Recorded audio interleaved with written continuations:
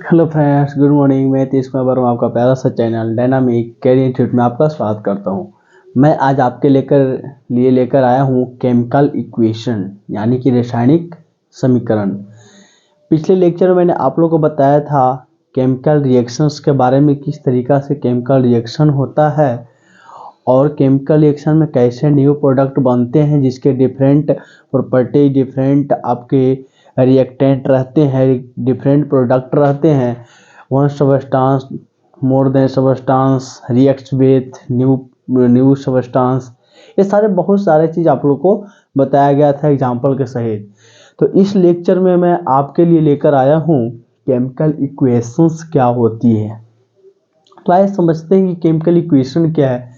इसे तो समझ लिए होंगे, तो चलो हम केमिकल इक्वेशन की तरफ बढ़ते हैं। तो देखिए, कहता है chemical equation mean chemical reactions express term of formula of reactant and products, it is known as chemical reaction. इस चीज को हम क्या करते हैं, समझते हैं। कहने का मतलब क्या होता है ना बाबू, कि कहता है जो भी अभी जो दिया गया है, कहता है रिएक्टेंट एंड प्रोडक्ट्स, उसमें आपको फार्मूला और जो भी टर्म्स दिए गए हैं वो उसको में क्या करता है, एक्सप्रेस करता है, यानी कि व्यक्त करता है। जैसे एग्जांपल में समझते हैं, जैसे कि यहाँ पे दिया गया है H2 + O2। अब ये बातें समझो कि H2 + O2 ये क्या है, आपका रिएक्टेंट। ये बातें सभी लोग जानते होंगे। अगर नहीं जानते हो तो मेरा पिछला लेक्चर जाके देखो, आपको उसमें अच्छे से जानकारी दिया गया है कि रिएक्टेंट प्रोडक्ट्स क्या लिखा के दिए हैं भी इस बात को। तो ये जो H2 और O2 दिया गया है, रिएक्टेंट्स एंड प्रोडक्ट्स की बात कर रहा है। वो जो उसके फार्मूले और क्या आपके कुछ जो टर्म्स दिए गए हैं, उस चीज को आपका एक्सप्रेस करता है, व्यक्त करता है। उसी को तो हम केमिकल इक्वेशन कहते हैं,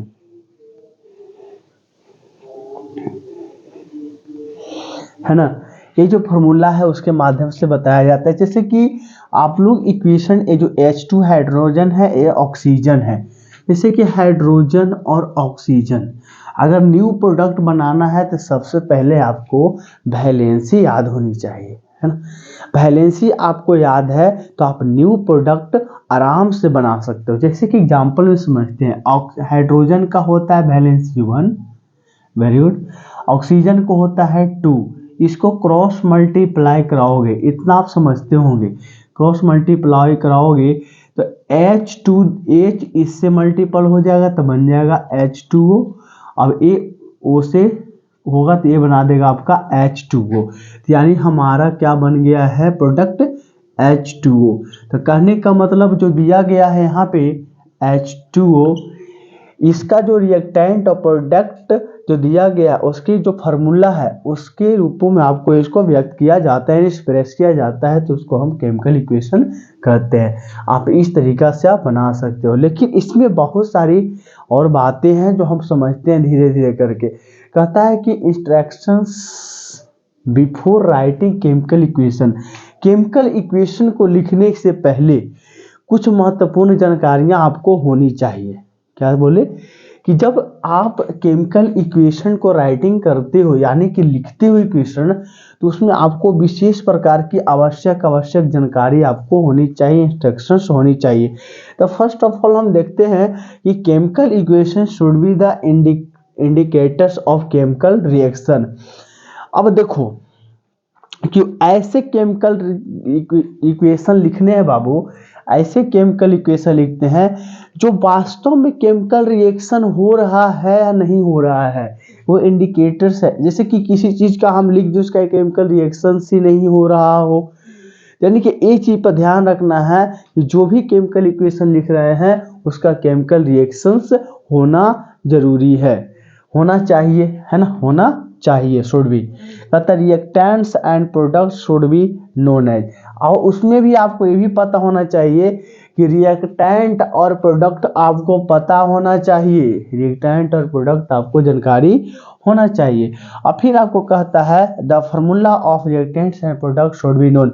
और दूसरी बात है कि जो आप रिएक्टेंट लिखते हो उसके फार्मूला आपको पता होना चाहिए, प्रोडक्ट का ही फार्मूला पता होना चाहिए। अगर हम आपको दे दिए कि बाबू hydrogen reacts with oxygen, hydrogen reacts with oxygen formed by water, है ना, oxygen reacts with oxygen formed by water. चलो हम हाइड्रोजन का नाम ले लिए और इसका फार्मूला ही नहीं पता है कि H2 होता है कि O2 होता है, तो हम बना नहीं पाएंगे। तो ये सारी बातें पे ध्यान देना है कि ये सारे चीज़ आपको कंप्लीट होनी चाहिए। अगर केमिकल इक्वेशन बनाना है, केमिकल रिएक्शन बनाना है, तो मेरा एक सलाह मारो पर्सनली कि आपको वैलेंसी याद करना पड़ेगा हर हालत में। अगर वैलेंसी याद कर लोगे ना बाबू, वैलेंसी होती है, वैलेंसी, ये जो वैलेंसी दिया गया है ना, सभी का 118 एलिमेंट है, तो उसमें अगर आप याद कर लेते हो 118 तो नहीं आपको जरूरत पड़ेगा उतना, लेकिन आप 118 याद कर लेते हैं तो आपको कहीं पे भी किसी भी रिएक्शन में आपको तकलीफ नहीं पहुंचाएगी, आपको बनेगा, है ना। ये बातें ध्यान में रखना है। तो हम इस लेक्चर को और आगे बताते हैं, है ना।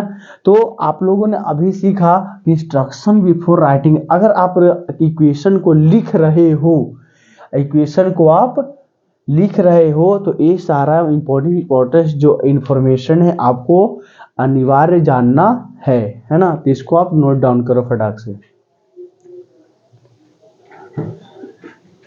है ना। इसको आप फटाफट आप नोट डाउन कर लो, फिर इसके बाद आगे मैं कुछ जानकारी और बताता हूँ।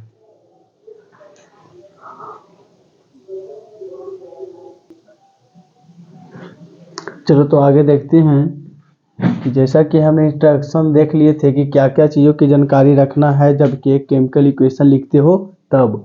अब केमिकल इक्वेशन तो आप लिख दिए, ठीक है, उससे हमें क्या क्या इन्फॉर्मेशन मिलती है। जब आप एक केमिकल इक्वेशन आपको लिखा गया है तो इस इक्वेशन से हमें क्या क्या इन्फॉर्मेशन मिला, क्या क्या जानकारियाँ मिली, इस चीज़ को हम समझते हैं। कहता है chemical equation indicate the symbol and formula of the reactant and products. Chemical equation से हमें इंडिकेट्स करता है कि उससे सिंबल पता चलता है, जैसे H पता चला था, उसका फार्मूला पता चलता है, जैसे H2O है, द रिएक्टेंट एंड प्रोडक्ट्स, और रिएक्टेंट एंड प्रोडक्ट्स का पता चलता है। ऐसा इंफॉर्मेशन हमें मिलती है। आगे कहता है it indicates the reactants and products of a chemical reaction. जैसे केमिकल रिएक्शन लिखते हो, फर्स्ट में हमने जाना कि रिएक्टेंट एंड प्रोडक्ट्स का सिंबल और फार्मूला हमें पता चलता है केमिकल इक्वेशन लिखने के बाद। और दूसरा आपका बताता है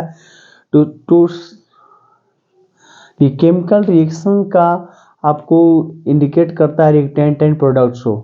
जब केमिकल इक्वेशन आप लिख दिए तो आपको इस चीज़ की भी जानकारी पता होती है कि कौन रिएक्टेंट्स हैं, कौन प्रोडक्ट्स हैं। इस चीज़ का हमें नॉलेज मिलता है। इसमें जो इक्वेशन लिखा गया है, जो रिएक्शन हुआ, तो इसके दौरान कौन रिएक्टेंट है, कौन प्रोडक्ट है, इसकी जानकारी भी हमें मिल पाती है। इस चीज़ को हम समझते हैं।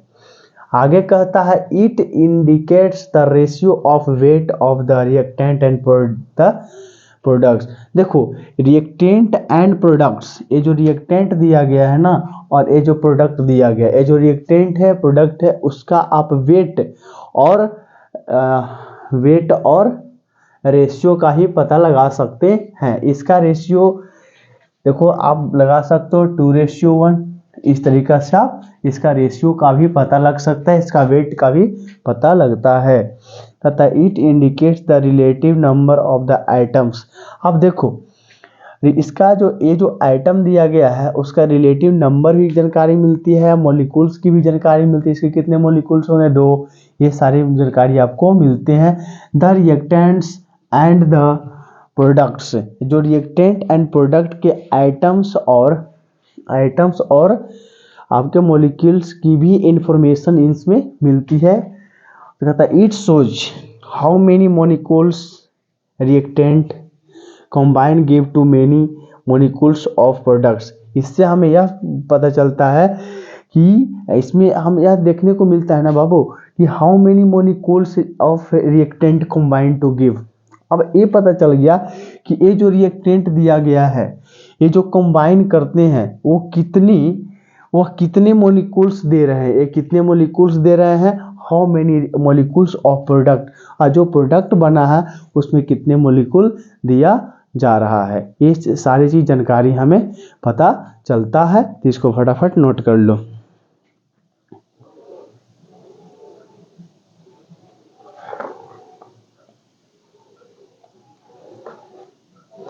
है ना। तो केमिकल इक्वेशन आप समझ में आ गया होगा कि इसका इंफॉर्मेशन क्या है, इंस्ट्रक्शन क्या है, इंस्ट्रक्शन में मतलब क्या क्या चीज होना चाहिए, जब हो गया रिएक्शन तो क्या क्या इंफॉर्मेशन मिला।